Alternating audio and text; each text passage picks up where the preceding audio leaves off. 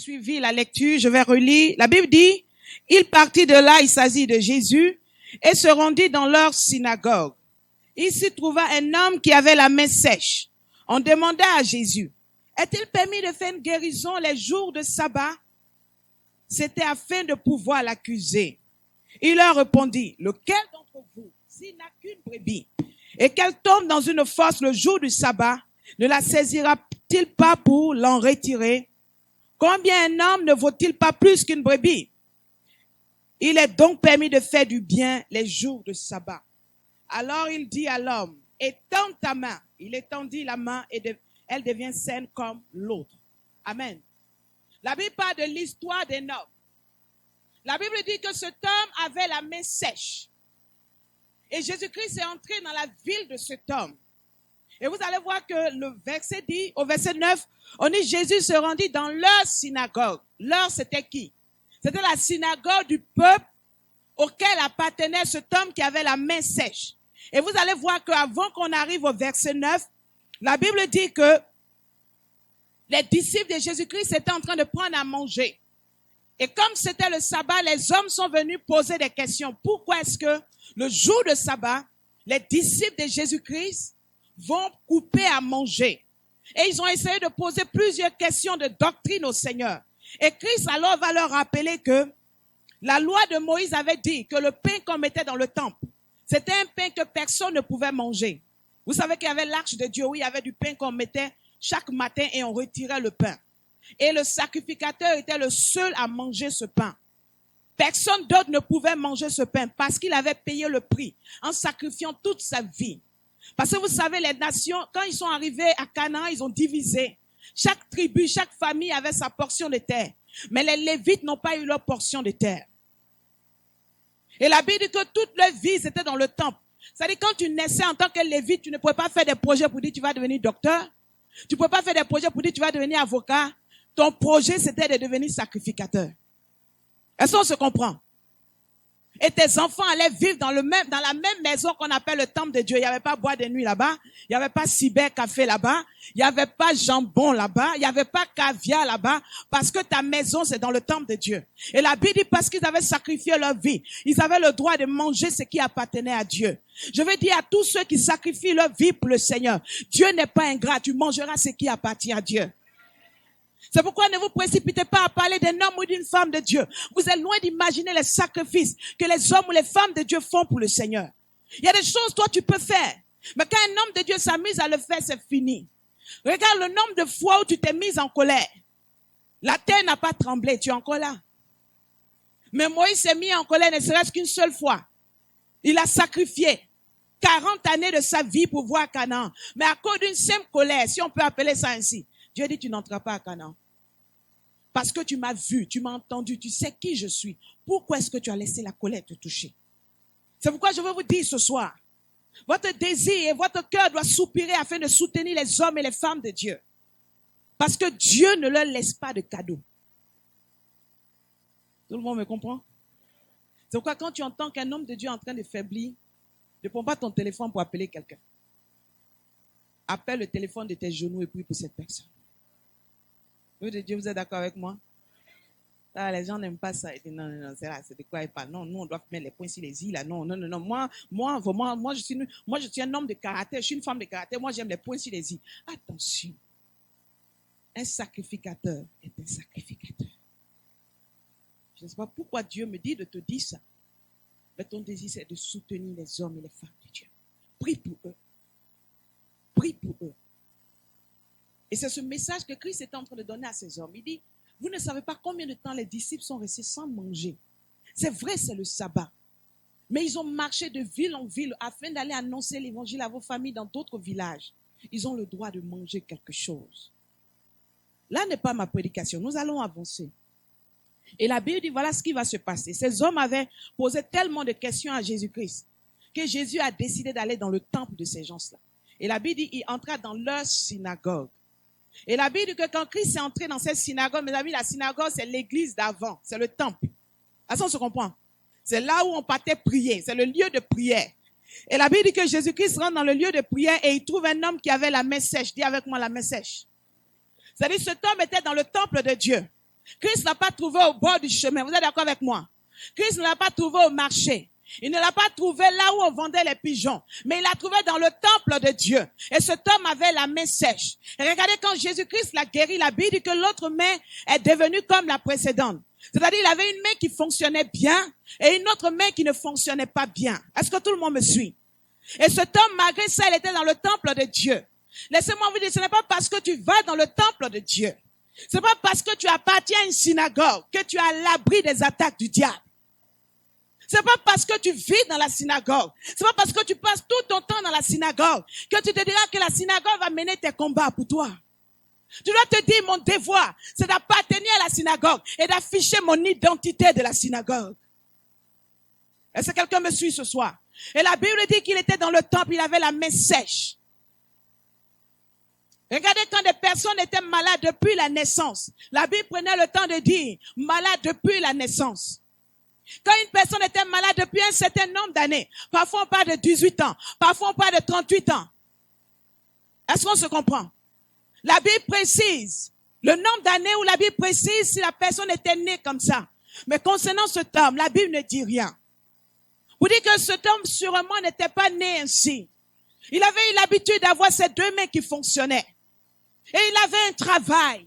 Il avait sa femme, il pouvait s'occuper de ses enfants. Il était en mesure de prendre ses bébés dans ses mains. Il était en mesure de pouvoir établir les étagères dans sa maison. Il pouvait fixer la télévision quand elle était en panne. Il pouvait même rouler sa voiture. Est-ce que quelqu'un me suit ce soir? Et à un moment de sa vie, je ne sais pas ce qui s'est passé. La Bible dit que la main de cet homme a commencé à devenir sèche. Vous savez ce qu'on appelle la main sèche? C'est-à-dire ta main commence à s'atrophier et c'est bloqué. C'est-à-dire le sang ne circule plus dans la main.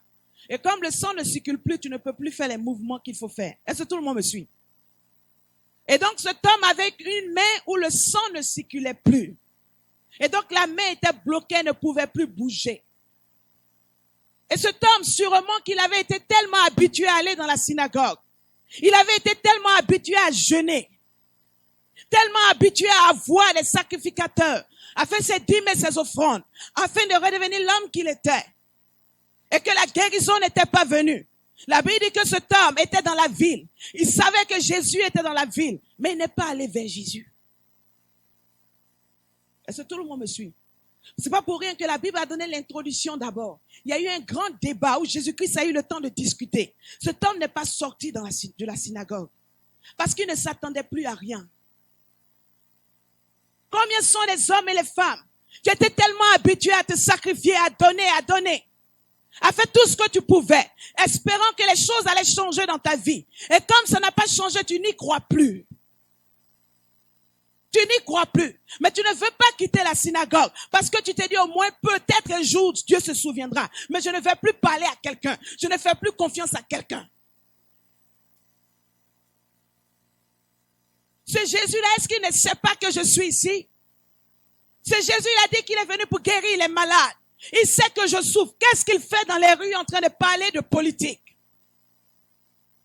Et trop de personnes n'ont pas compris le mouvement de Dieu dans leur vie et ont commencé à se braquer contre Dieu.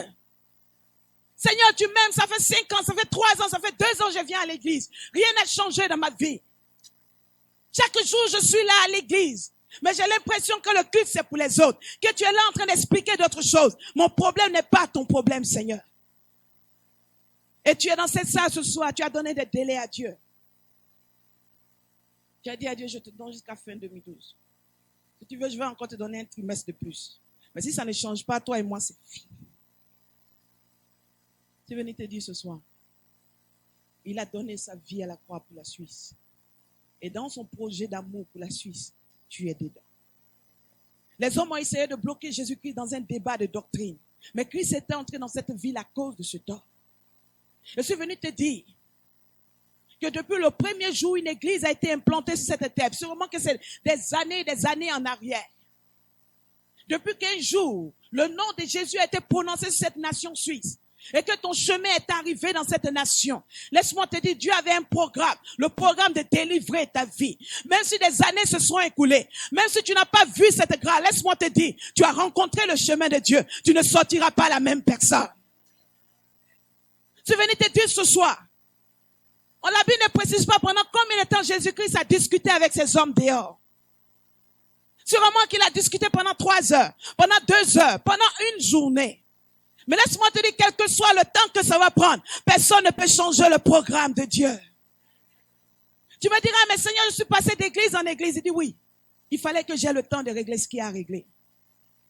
Mais je suis aujourd'hui arrêté devant toi et te dis, l'heure de ta guérison a sonné. L'heure de ta guérison a sonné. Et la Bible dit, cet homme était dans le temple. Et Christ lui a dit, il n'est pas venu vers Jésus. Mais c'est Jésus-Christ qui est allé vers lui. Vous savez, quand vous arrivez à un niveau où vous n'espérez plus, Dieu comprend ta douleur. Dieu comprend ta frustration. Dieu sait que tu ne t'attends plus à rien. Alors lui, il va te surprendre. Je suis convaincu que cet homme s'est dit que Jésus-Christ allait passer juste son chemin. Et tu t'es dit, je suis venu encore à un culte. Comme tous les jours, je suis venu faire le culte de dimanche. Ah, on m'a parlé de la prophétesse d'Anne. Je l'avais vu, c'est vrai, il y a un an. Ah d'accord, j'irai voir cette femme. C'est bien qu'elle prêche. Je sens un peu de petits trucs là. Ok, on ira un peu. Ah, j'étais à la veille, ok. Ah, c'est bon, on était à la veille, ok, je reviendrai. Ah bon, c'est un culte normal. Ah, ok, la seconde est arrivée. Ah d'accord, ok. Et si tu étais venu à un culte normal, comme cet homme, il était allé à la synagogue, c'était son rituel normal. Il était allé sûrement présenter son offrande comme tous les jours. Mais ce jour-là, quelque chose d'anormal devait se produire. Et cet homme qui pendant longtemps ne pouvait pas bouger sa main, la Bible dit que Dieu a fait quelque chose. Et regardez, la Bible ne précise pas si c'était la main gauche ou la main droite. Est-ce que vous êtes d'accord avec moi? Je vais vous expliquer quelque chose tout à l'heure. La Bible ne dit pas que cet homme était né ainsi. Il était habitué sûrement à avoir ses 2 mains. Mais un jour, le sang a commencé à cesser de couler dans une main. C'était sûrement sa main gauche. Il a essayé de masser autant qu'il pouvait. Mais il ne pouvait pas contrôler ce mal. Je ne sais pas depuis combien d'années tu t'es rendu compte que tu n'étais plus la personne que tu étais. Cet homme avant pouvait serrer sa femme dans ses bras, pouvait prendre ses enfants, les soulever, jouer avec ses enfants. Mais quand sa main est devenue sèche, il y a des choses qu'il ne pouvait plus faire. Et au fond de lui, il n'était plus l'homme qu'il était.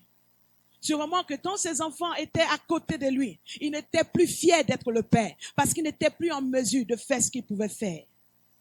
Tu étais sûrement la personne qui s'occupait de ta famille. Chaque fois qu'on avait besoin de toi, c'était toi qu'on appelait. Mais depuis un certain temps, le sang a commencé à cesser de couler dans ta main gauche, cette main gauche qu'on appelle tes finances, ton travail. Et toi qui pouvais soulever les autres hier, tu ne peux plus les soulever. Et comme tu as cessé de les soulever, alors on ne t'appelle plus papa. Alors tu n'es plus la sœur chérie. Tu n'es plus la personne sur laquelle on peut encore compter. La Bible dit que cet homme était dans la synagogue tout seul. On ne sait pas s'il était célibataire ou marié. Sûrement qu'il avait été habitué à être marié, à supporter sa femme, à l'accompagner. Mais comme sa main était sèche, il était désormais un sujet de honte. Alors cet homme s'est sûrement retrouvé seul. Tu es dans cette salle ce soir. Je ne sais pas les situations par lesquelles tu es passé. Et tu as commencé à perdre la vie dans un bras, dans un domaine de ta vie. Tes affaires ne sont plus ce qu'elles étaient. Ton foyer n'est plus ce qu'il était. Et ce foyer a commencé à perdre de la vie. Hier, tu pouvais faire de grands projets. Mais aujourd'hui, tu as peur de tes lendemains. Parce qu'à tout moment, tu crois que cet homme peut t'abandonner. Tu es arrivé dans cette nation avec autant de projets, avec une vigueur à l'intérieur de toi. Je ferai ça, je ferai ceci. En 3 ans, voici ce que je ferai. Mais à ta grande surprise, le sang a commencé à cesser de couler dans un bras. Les personnes qui étaient censées t'aider ont cessé de t'appeler. Et le sang de la communication a cessé de couler. Tu t'es appuyé sur des hommes ou des femmes. Tu as cru en certaines personnes et tu t'es dit, ces personnes pouvaient me supporter. Quand j'avais des problèmes, je pouvais appeler ces personnes. Mais aujourd'hui, ces personnes n'ont sûrement plus ton temps. Et le sang de la communication a cessé de couler. Regarde aujourd'hui, je ne sais pas l'état dans lequel tu es. Mais 5 ans en arrière, tu n'étais pas dans cet état. Tes premiers moments avec le Seigneur, tu t'es rempli de feu et de vie. Mais les problèmes de la vie, les différents boulots qui se sont associés, les coups que tu as reçus, ont commencé à faire cesser, ont commencé plutôt à influencer le sang en toi. Et le sang de ta vie chrétienne, le sang de ta vie de prière a cessé de couler. Et la main de ta spiritualité a commencé à sécher. Et parfois, tu as envie de passer des jours et des jours dans le jeûne. Tu as envie de t'enfermer dans la présence de Dieu. Tu as envie de lever tes mains et soulever l'œuvre de Dieu dans la prière. Mais la main a séché. Tu n'as qu'un seul bras désormais.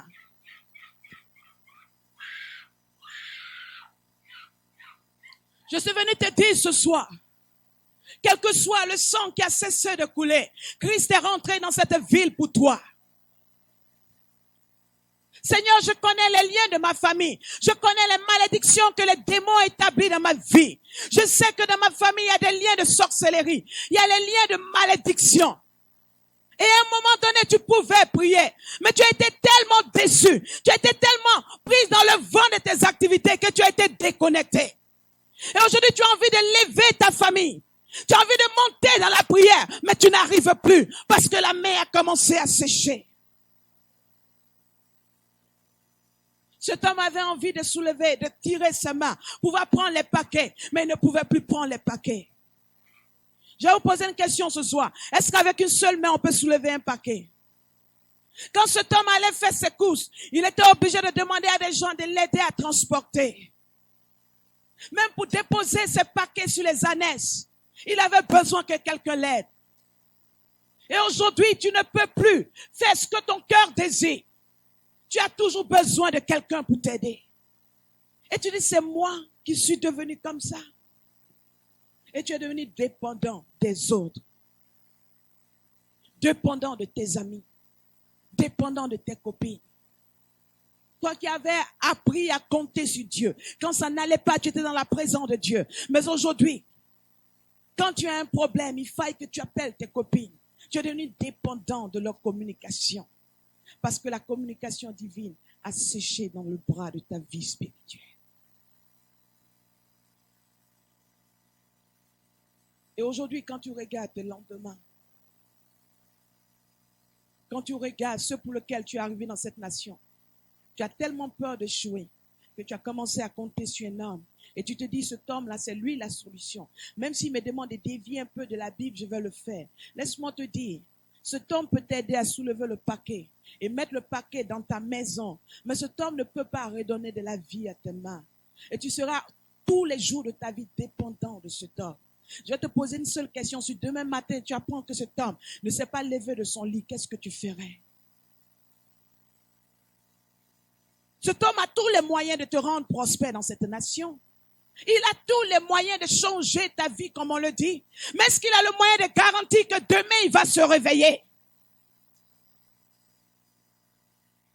Je suis venu te dire ce soir, tu peux avoir des gens pour t'aider à soulever ton paquet. Tu peux avoir des gens pour t'aider à mettre tes habits au soleil. Tu peux avoir des gens pour t'aider à te laver. Mais le Seigneur dit, il veut te rendre autonome. Il veut te rendre libre. Et que tu ne dépendes de personne si ce n'est que de celui qui t'a rétabli. Qu'est-ce qui a cessé de couler dans ton bras? Quelle est la vie qui n'est plus? Quel est l'élan qui n'est plus? Je suis venu te dire, avant que 2012 n'ouvre ses portes, Christ était entré sur le territoire de ta vie. Et il dit, je ne sortirai pas sans avoir rétabli ta vie. Ça a pris peut-être 11 mois. 11 mois où il a fait des discours, des séminaires sont arrivés, c'était pour les autres. Mais dis à ton voisin, mon tour est arrivé. Parce que Jésus-Christ a mis ses pieds dans la synagogue. On dit bien leur synagogue. Ce n'était sûrement pas ta synagogue. Ce n'était sûrement pas ton temps. Mais je veux te dire, quand Dieu a résolu de bénir une personne, rien ne peut changer son programme. Même pas la loi de Moïse. Mes amis, vous savez que le jour de sabbat, on ne devait rien faire. Quand vous allez aller en Israël, vous allez voir que le jour de sabbat, on n'appuie même pas l'ascension, on n'allume pas le feu, on ne fait rien.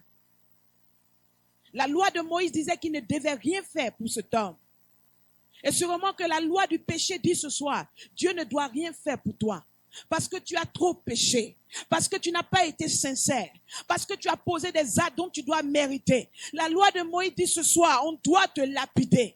Mais je suis venu te dire, il y a une loi qui est plus forte que la loi de Moïse. C'est la loi de l'amour de Dieu. Et cette loi dit, je sais que c'est le sabbat. Je sais qu'elle ne mérite pas ma grâce, mais je la bénirai. Afin qu'elle sache qu'il y a une loi au-delà de la loi. C'est la loi de l'amour. La loi de Moïse dit parce que ta mère de manière légale a donné les enfants qui sortiront de son ventre. Tu n'as pas le droit de te marier. Ça c'est la loi de Moïse. Le droit de sang. Mais une nouvelle loi qui dit à tous ceux qui l'ont reçu et qui croient en cette parole, elle leur a donné le pouvoir de devenir enfants de Dieu, lesquels ne sont point nés ni de la chair, ni du sang, mais de Dieu. Et si Dieu n'a pas donné les enfants de son ventre, c'est que Dieu ne t'a pas donné. Est-ce que Dieu a un contrat avec ce sorcier? Est-ce que Dieu a un contrat avec ce génie des eaux? Est-ce que Dieu a un contrat avec ce féticheur? Si Dieu n'a pas de contrat avec eux, tu n'as aucun contrat avec eux. Même si tu portes le nom de famille, de cette famille, tu n'as aucun contrat avec eux. Parce qu'à cause de la parole, tu es né de Dieu. Le seul contrat que tu as ce soir, c'est le contrat de la mort de Jésus-Christ à la croix. Je suis venu te dire ce soir, il est rentré dans la synagogue, il est rentré dans ce temple ce soir pour te dire, ma fille, qu'est-ce qui est bloqué dans ta vie? Qu'est-ce qui ne fonctionne plus comme avant? Je suis là pour te rétablir. C'est au moment que cet homme avait tellement honte qu'il frottait les murs. Il ne voulait même pas que Jésus-Christ l'humilie. Mais Christ dit, même si tu ne t'attends plus à moi, moi j'avais déjà décidé de te bénir. Même si tu as attendu mes bénédictions depuis janvier, février, mars, jusqu'en novembre, tu n'as rien vu. Et tu te dis, 2012 va s'achever comme ça. J'ai une surprise pour toi. Il a quitté sa maison le matin en allant à la synagogue comme ça. Ses amis l'ont vu partir comme ça. Mais comment est-ce qu'il est retourné chez lui à la maison? Je suis sûr qu'il faisait tous les grands mouvements pour qu'on lui pose les questions. Tu es venu à ce culte comme ça. C'est vraiment bien habillé, aucun problème. Mais à l'intérieur de toi, ton affectivité est comme ça. Tes finances sont comme ça. Ton cœur est comme ça. Ta famille est comme ça. Ton mariage ne se porte pas bien. Et tu as quitté ta maison dans cet état. Mais je suis venu te dire ce soir, ça ne va pas prendre 10 heures. Ça ne va pas prendre 50 heures. Ça va prendre une seule minute. Et tu retourneras chez toi, rétabli par la main de Dieu. Le Seigneur dit seulement, étends ta main. Cet homme avait tellement peur d'oser. Il dit, étends ta main. Parce que je ne vais même pas te toucher. Ma seule présence en face de toi, homme, a transformé le cycle du sang à l'intérieur de toi. Je viens te dire ce soir, étends ta main. Reprends vie ce soir. Recroire en ta destinée. Recroire en ton mariage. Recroire en ton appel. Même si tu crois que les dons spirituels, le sang ne coule plus, que les dons sont morts. Ils ont juste séché, ils ne sont pas morts. Ils ont simplement besoin de l'eau de l'esprit et de reprendre vie ce soir. Tes affaires ne sont pas mortes. Tu as juste besoin de l'eau de l'esprit et ça reprendra vie. La Bible dit que cet homme avait la main sèche. La Bible n'a pas dit que la main était morte. Sinon, la Bible dirait qu'il était paralysé. Ce que tu vis, le diable te fait croire que c'est mort. Ça a juste séché. Tu as besoin simplement de l'eau. C'est pourquoi Jésus dit, il est l'eau de vie. Qu'est-ce qui a séché dans ta vie ce soir? C'était peur du lendemain? Quand tout le monde te voit en ton vie, tu te portes bien, tes affaires se portent bien, mais au fond de toi, tu as peur. Tu vis une solitude que tu ne peux pas expliquer à quelqu'un. Je suis venu te dire ce soir, cette solitude silencieuse rend fragile ton être intérieur. Et tu as du mal à pardonner des événements qui ont eu lieu dans ta vie. Mais je veux te dire ce soir, il est dans cette salle pour guérir ton cœur. Il est dans cette salle pour te dire, tu souffres pour amasser, tu as besoin d'être heureuse pour profiter de ce que tu amasses. Quels que soient les événements qui sont arrivés dans ta vie, même si cet homme t'a fait mal, cette femme t'a fait mal, c'est juste un nerf qui s'est contracté. Mais Jésus-Christ est là ce soir pour redonner de la vie. Et si ce soir tu crois qu'il est capable, si ce soir tu crois que tu n'appartiens pas à la catégorie des paralysés et que ce n'était qu'une saison de ta vie, mais une nouvelle saison peut commencer. Si tu le crois ce soir, balance ta main. Est-ce que tu crois que c'est un culte ordinaire, mais pour un rendez-vous spécial? C'est un jour de sabbat ordinaire, mais avec un rendez-vous spécial. Si cet homme savait que Jésus-Christ était venu pour le guérir, je suis sûr qu'il aurait porté la meilleure de ses habits, le meilleur de ses habits plutôt. Il aurait envoyé tous les photographes. Vous êtes d'accord avec moi? Il aurait envoyé les photographes, il aurait réuni toute sa famille pour dire, venez, il y a quelque chose de spécial. Et dès que Jésus serait à la porte, il allait venir balancer ses mains. Mais cet homme ne s'y attendait pas. Pour lui, il partait au temple comme tous les jours et ressortit comme il était. Et tu es venu à ce culte pour écouter la parole de Dieu et repartir sur ton même problème. Mais laisse-moi te dire, la dernière personne que tu as appelée avant de venir au culte, tu lui as exposé les problèmes de ta maison. Tu ressortiras ce soir et tu diras à cette personne, quelque chose s'est passé dans ma vie. Tu ne parleras pas de foi, non, parce que Dieu fera de manière prompte. La Bible n'a pas dit à cet homme, prends ta main, va, par la foi tu es guéri. Non, je ne suis pas venu vous parler d'action de foi. Mais je suis venu te dire, si tu as un kiss ce soir, tu vas aller aux toilettes, tu vas réaliser que le kiss a éclaté. Christ n'est pas venu pour faire les détails. Il est venu te dire, je suis le Dieu qui te guérit de manière instantanée. Je suis le Dieu qui agit dans ta vie. Pendant longtemps, tu as attendu mon action. J'ai perdu sûrement du temps à tes yeux. Mais laisse-moi te dire, je préparais le terrain afin de te guérir de manière instantanée. Si tu le crois ce soir, tiens-toi debout.